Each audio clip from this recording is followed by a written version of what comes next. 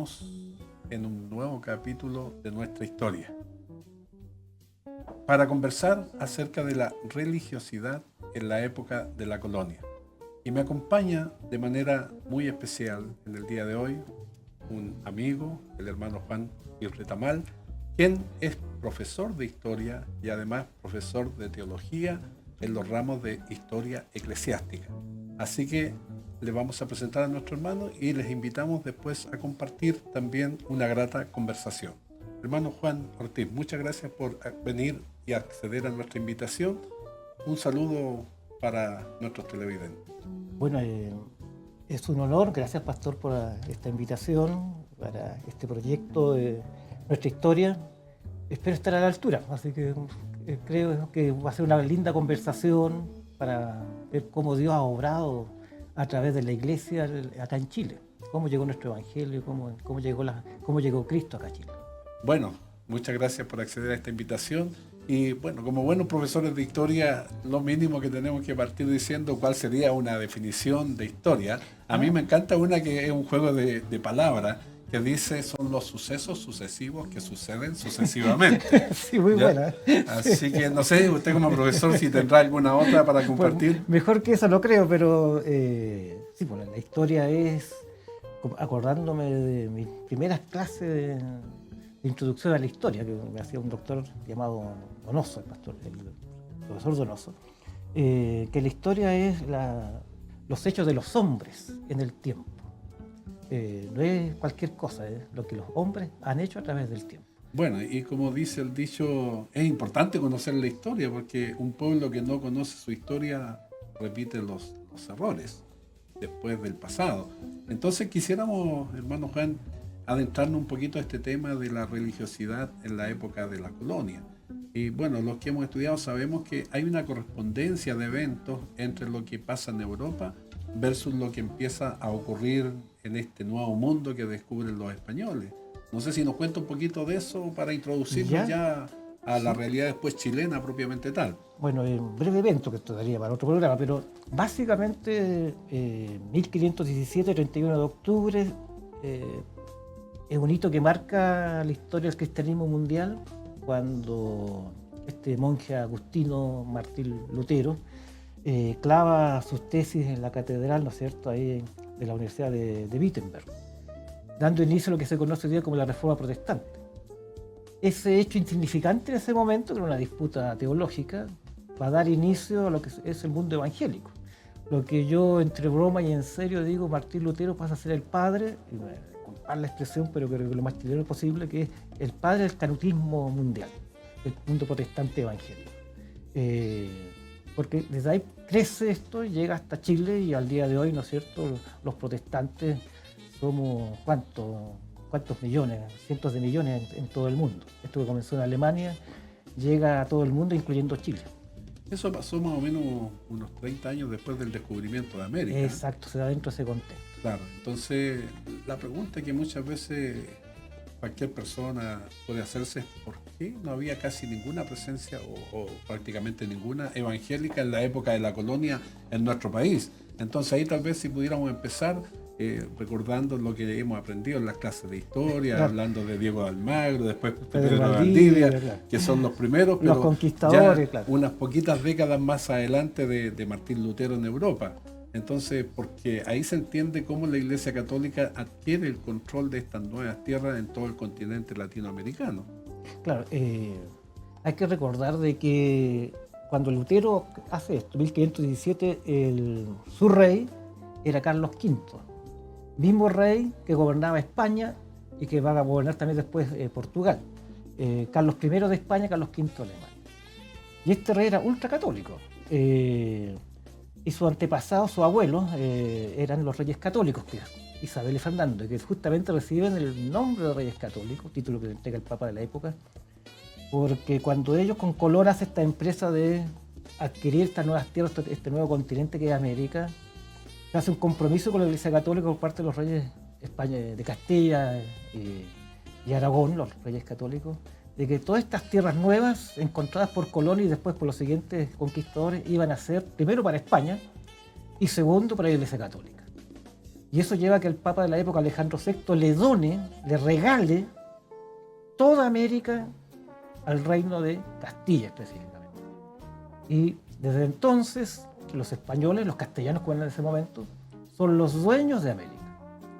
Y a partir de ahí, reyes católicos dicen, bueno, nosotros somos parte de la Iglesia Católica, ninguna otra fe cristiana, protestante que estaban haciendo, ni judíos, ni musulmanes, ni cualquier otra religión va a tener cabida en América. Y se pone un candado. Solamente católicos y católicos probados podían venir desde Europa, España, a América. No podía pasar ni un judío, ni un protestante, ni un musulmán de cualquier otra, solamente católicos. Bueno, y ahí tenemos la información esta de que una vez que ellos descubren América, siempre sabemos que empiezan por las islas, de ahí pasan al continente, o sea, a México, y empiezan a bajar, y generalmente por el lado del Océano Pacífico, o sea, Colombia, Ecuador, Perú, y bueno, Chile era lo último, y por algo se demoraron 20 años después prácticamente. Claro, casi medio siglo. Y más todavía, claro. Medio siglo, sí, efectivamente, en llegar acá. A mí me llama la atención porque como Diego de Almagro se vino por tierra, se demoró un año en llegar y no llegó a Santiago, llegó hasta Copiapó y se tuvo que devolver porque no encontró nada de lo que le decían que eran estas tierras, porque lo que conocemos hoy día en la geografía de Chile era puro desierto hasta donde él alcanzó a llegar. Pero después vino Pedro de Valdivia y él sí que se introdujo y ya llegó aquí a la ciudad de Santiago, se instaló en lo que nosotros conocemos como el Cerro Santa Lucía, y eso ya ocurrió en febrero, ya, y en 1541. Claro, él llegó el año 1540, pero no tomó posesión todavía, y en febrero de 1541 ya funda la ciudad de Santiago, que ya existía. Los españoles, incluso cuando yo estudié en la universidad, se nos contaban los profesores, a partir de los documentos españoles que hay, que los españoles fundaron Santiago. Y eso es lo que sabíamos hasta unos 20 años atrás, hasta que se crea la línea 5 del metro que pasa por Plaza de Armas, los túneles. Y ahí se descubre que ya Santiago existía. En los cimientos de la catedral y todos los edificios que están alrededor de la Plaza de Armas se encontraron cimientos de edificios incas, lo que indica que todo el sector de Plaza de Armas alrededor había una ciudadela incaica, y Santiago ya estaba fundada por los incas. Pero los españoles omiten esa información para llevarse los créditos. Exacto, ¿no? y nos cuentan el cuento de que ellos fundaron Santiago. Bueno, y si vamos ahí al grano para llegar propiamente tal al tema que es la religión o la religiosidad, el tiempo de la colonia, nuestro país, bueno, ahí comienza a entretejerse la religiosidad de nuestro país. Pero aquí hay que compatibilizar como tres grandes temas. Por un lado, que habían habitantes acá que tenían sus religiones y que las mantienen hasta el día de hoy, porque los mapuches siguen siendo una cantidad importante de la población de este país. Sobre todo del sur, claro. Claro, mantienen sus costumbres, que uno podría, estudiándolos a ellos, sabe un poquito cómo era la religión de los pueblos indígenas de acá. Pero también encontramos esta imposición que traen los católicos con los españoles. O sea, ellos no solamente venían conquistando las tierras con una espada, sino que traían también la cruz. Y ahí a ver si puede explayarse un poquito más y contarnos las novedades de lo que ellos, cómo imponían su religión, cómo llegó a el estos pueblos conquistados. Acordémonos que ellos eran cristianos. Algunos hermanos tratan la Iglesia Católica como si no fueran cristianos. Ellos llegan en el nombre de Cristo con la cruz y con los evangelios, hablando de Cristo, en el nombre de Cristo. Por supuesto, como católicos, pero nunca... La primera vez que se nombró a Cristo, se trajo a Cristo, lo hicieron los católicos acá en América. No fuimos los evangélicos.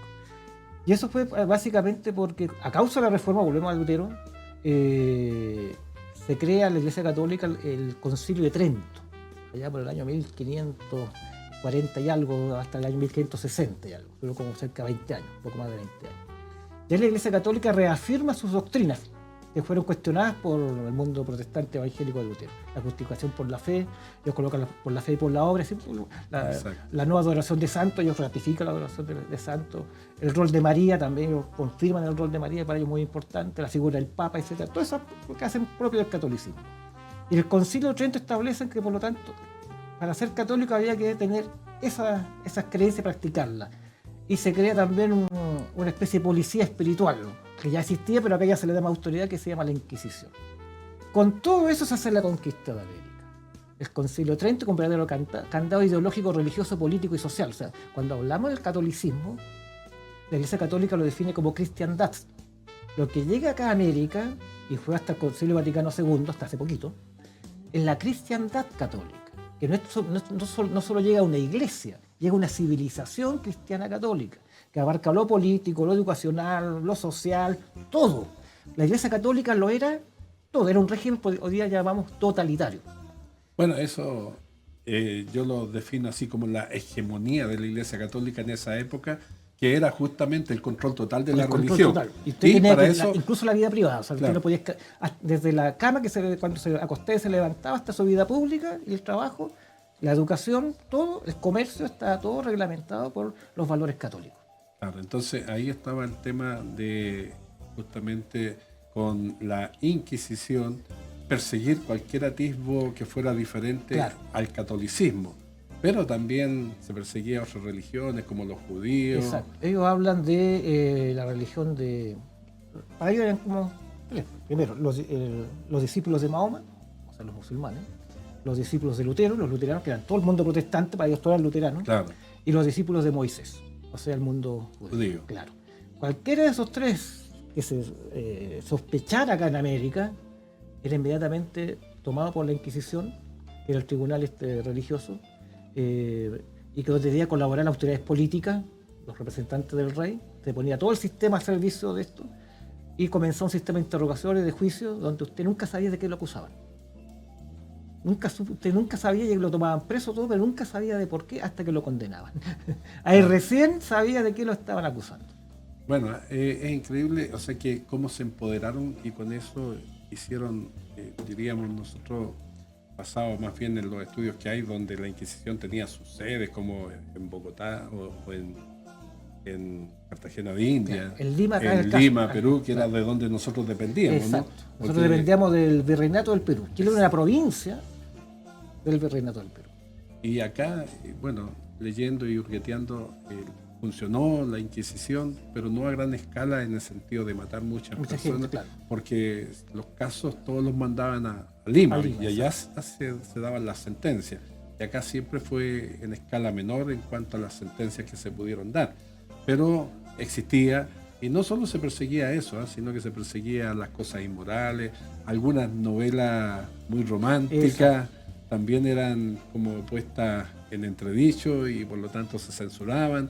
Y bueno, hablando un poquito de lo que nosotros conocemos, ¿cómo la Iglesia Católica hasta el día de hoy tiene tantas fiestas religiosas populares, por así decirlo? La religiosidad popular que se supone que viene desde la época de la colonia. A ver si nos cuenta de alguna de ellas, hermano Juan. Ya, bueno, la Iglesia Católica se instala obviamente como parte del aparato conquistador. O sea, los reyes de España conquistan América. Por el lado oriental está Portugal, que logró que el Papa también le diera su parte, lo que actualmente es Brasil, pero también con el compromiso que todo país, tanto Portugal por el lado brasileño como España por el lado del Pacífico, el compromiso es que todo lo conquistado sea entregado para la Iglesia Católica. Claro. Tanto Brasil y todas las colonias portuguesas como las colonias españolas, desde California, pues de California, que hoy día Estados Unidos también era parte del territorio español, hasta el Cabo de Hornos por el sur, todo estaba en manos de la Iglesia Católica. Dicho aquello, los pueblos indígenas tenían sus cultos propios, que eran básicamente de carácter pagano, politeísta, donde el centro era la naturaleza, adorar al sol, las fuerzas de naturaleza, las montañas, y además de características animistas, o sea, el culto a los muertos. Culto a los muertos por un lado y culto a las fuerzas de la naturaleza. Y eso prácticamente en toda América se comparte ese tipo de religiosidad. Cuando la Iglesia Católica comienza a evangelizar se da cuenta de esta realidad. Pues trata de suprimirla, ahí entra la Inquisición justamente, y se obliga a los pueblos conquistados a hacerse católicos. La cruz, Claro. o te conviertes o la espada. Claro. Bueno, obviamente la gran mayoría aceptó convertirse para salvar la vida, otros resistieron. Les llegó obviamente la muerte y la esclavitud. Que eran tomados prisioneros, todos esos indígenas pasaban a ser esclavos. Pero los que se convirtieron trajeron al interior del catolicismo americano sus creencias y sus formas de religiosidad. Por ejemplo, el animismo. A usted desde México o de California hasta acá, hasta Chiloé, encuentra estos altares a los muertos. Y eso es propio solamente del catolicismo americano. Eso no lo va a encontrar en Europa, no lo va a encontrar en otros lados. Lo que llamamos animita, que está lleno de animitas. Las calles, las carreteras. Claro, se venden velitas. Exacto. Eso no viene del catolicismo, no viene del cristianismo. Pero la Iglesia Católica en América lo toleró. Eso se conoce como sincretismo, que se introducen creencias de distintos origen, pero que llegan a formar parte de una creencia común. En este caso, el cristianismo católico latinoamericano. Por darle un ejemplo. También están las fiestas con baile. El catolicismo no hace su liturgia, sus ceremonias religiosas bailando. Pero acá en América, las procesiones, especialmente el mundo andino, incaico, claro, incluyendo hasta Santiago, acuérdense que Santiago también era parte del mundo andino, lo fundaron los incas Santiago. Las procesiones religiosas incaicas eran con baile y bien regadas. Además, eso se mantiene, parece. Entonces, cuando se convierte en el catolicismo, el culto a Cristo, a la Virgen María, a los santos, lo van a hacer de la forma que ellos expresaban su religiosidad, con bailes. Y eso es propio del catolicismo. Andacoyo, por mencionar algunos. Exacto, de Santiago, y esto se da de Santiago hacia el norte. Claro. Porque hasta acá estuvieron los incas. De Santiago al sur, usted no encuentra esas procesiones. ¿Por qué? Porque allá no llegaron los incas, está el pueblo mapuche. Pero un pueblo que adoraba la naturaleza sin templos. Claro. Para ellos el templo era la naturaleza en sí mismo, el cerro, el río, el bosque. Los incas ya eran una civilización más avanzada que construían templos, ya era más sofisticada en ese sentido. Ahora, la aparición de los quasimodos también es bien especial y que la gente a veces desconoce, pero sería bueno tal vez comentarlo un poquito cómo aparece, porque ahora es parte como del folclore chileno. Claro. Pero el catolicismo que se instala acá es un catolicismo muy impuesto por la fuerza, ¿no es cierto? Y que está apoyado por los conquistadores, quienes obtienen el dinero, la riqueza, la mano de obra esclava, el trabajo indígena, dueños de todo, incluyendo las vidas de las personas. Pero había que evangelizar también a los más pobres. Y ahí entonces están los curas de pueblo, que en este caso eran de los fundos, latifundios, la hacienda, como se llamara aquella. Pero era un cura para miles de kilómetros alrededor, un cura, que tenía que recorrer toda la hacienda, que algunas haciendas iban desde acá arriba de la cordillera que llegaban hasta San Antonio de abajo, en la costa. Y todo eso una sola hacienda, y un solo cura. Entonces el cura se hacía un circuito, financiado por el dueño de la hacienda y también por lo que se conocía como el patronato, que era que el rey de España financiaba el costo de las capillas, de ese sacerdote más los dueños de hacienda. Pero mucho tiempo los laicos, por así decirlo, los creyentes estaban sin cura. Y ahí surge lo que se conoce hasta el día de hoy, un catolicismo sin sacerdote, pero dentro de la fe católica, que es el catolicismo popular. Entonces, para ciertas fiestas llegaba un sacerdote. Y esas cosas eran, por ejemplo, cuando llegaba la Semana Santa, a veces el sacerdote no podía estar porque estaba, o con el dueño fundo, estaba en el pueblo, pero llegaba después. Y ahí entonces los católicos de la comunidad rural, que eran varios cientos miles, se alegraban, estaban con el cura, pero ya había pasado Semana Santa. Y el curita decía, vamos a llevarle a Cristo, o sea, la hostia, la comunión, a los enfermos. Pero como había tanta pobreza igual que hoy día, había también mucha delincuencia en los campos. Entonces había que proteger al cura que no lo asaltaran, porque mucha gente le entregaba la ofrenda, los diezmos, entonces el cura se iba cargado con muchas monedas de oro, de plata y donaciones. Entonces los guardaespaldas salen de la iglesia con la consagración del pan y el vino y parten por los campos dando esa comunión. Y así nace acá en Lampa, entre Lampa y Colina, la Batuca, de esa zona, nace lo que hasta el día de hoy se conoce como la fiesta de Quasimodo. Una fiesta netamente campesina, popular, que solamente es chilena. Claro. Bueno, y lo que hoy día se mantiene es la visita a algunos enfermos, ¿no? Claro, pero no es que nada, como el paseo por la ciudad o por los pueblos. Pero, hermano Juan, también hay otra característica de esta época, como los católicos cuando van levantando sus ciudades, llenan de iglesias católicas las ciudades, porque uno podría decir, bastaba con una en una ciudad o unas dos o tres, pero aquí mismo en el centro de Santiago hay una iglesia católica cada dos o cada tres cuadras. En La Serena, que es la que tiene la estadística más alta de iglesias en la parte central. Bueno, ya dijimos, el compromiso de España, los reyes católicos, era Chile para Cristo.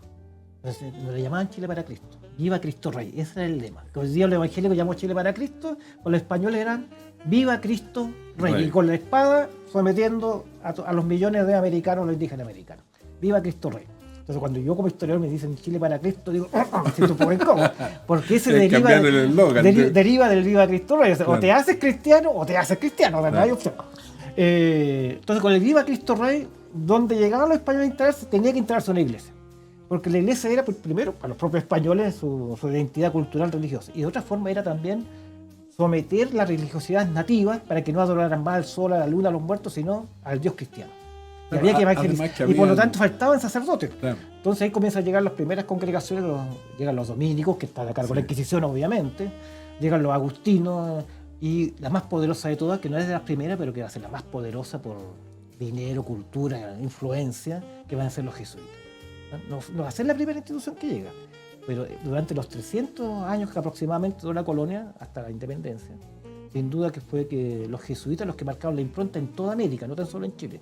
Desde California hasta Chiloé, la orden religiosa más importante de los católicos no fueron los agustinos ni los franciscanos, que también llegaron, incluso llegaron antes, sino los jesuitas. Claro, y algunas de estas iglesias eran, o sea, ¿por qué eran de las distintas órdenes que habían? Claro, las órdenes religiosas católicas hasta el día de hoy son parecidas, no igual como las distintas denominaciones evangélicas.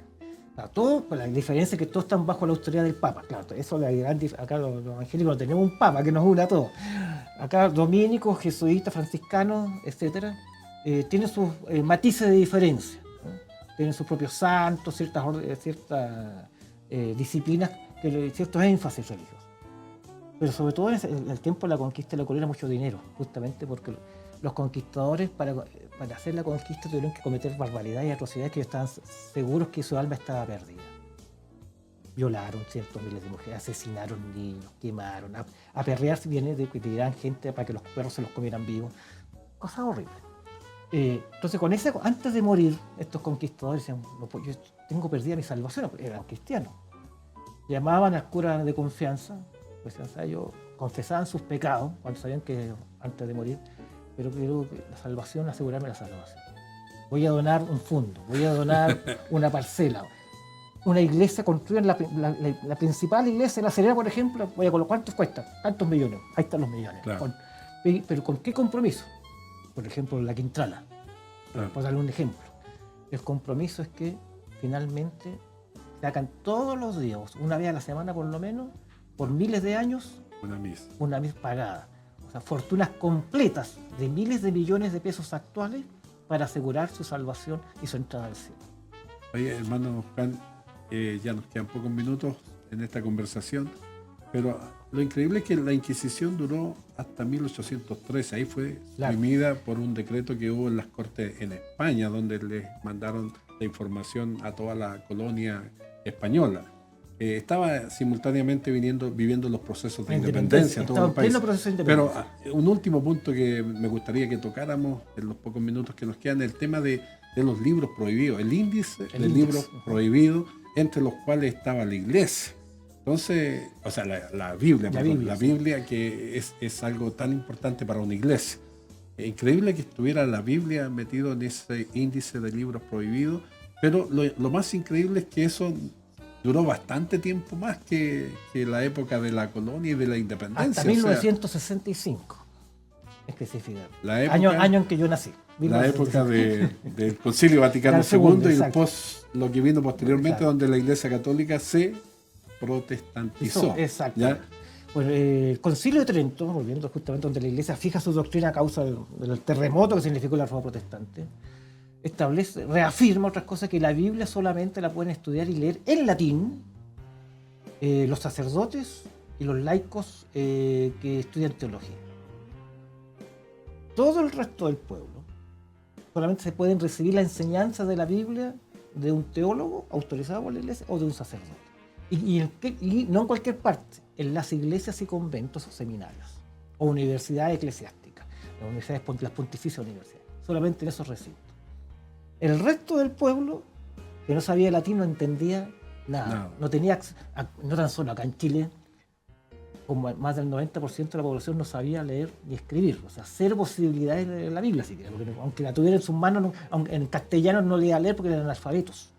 Entonces, la Iglesia coloca esas restricciones porque dice que la Biblia no puede ser leída por cualquiera.